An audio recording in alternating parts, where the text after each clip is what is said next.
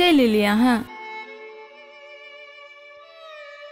माँ मारलक नहीं मारलखिन है। अहाँ के क्या कह दिलक? राजा कहे छले जे माँ अहाँ के बहुते मारलखिन।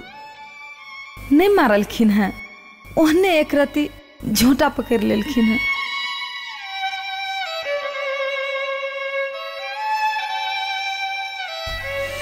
माँ जे अहाँ के मारी छथिन तो हमरा ई करेजा में दर्द करत रही।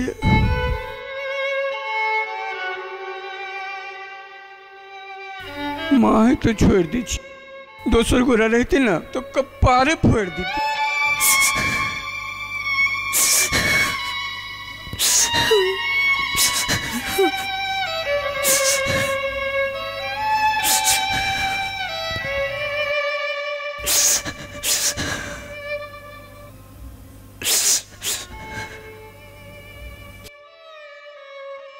सच में अहाँ भोला छी।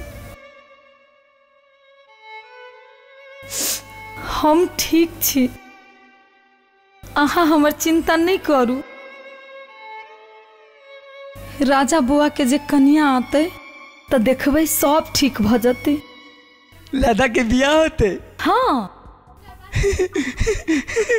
तो हम खूब बतियाबे ओकला कन्या से।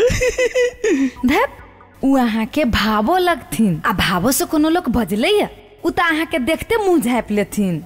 हमला देखते मुंह झाँप लेथिन? हाँ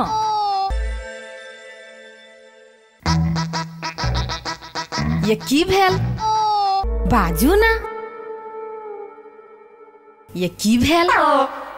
बाजू ना, बाजू ना, बाजू ना, बाजू ना। ये तो बात कहू। हाँ कहू ना। खूब सुंदर लगी थी।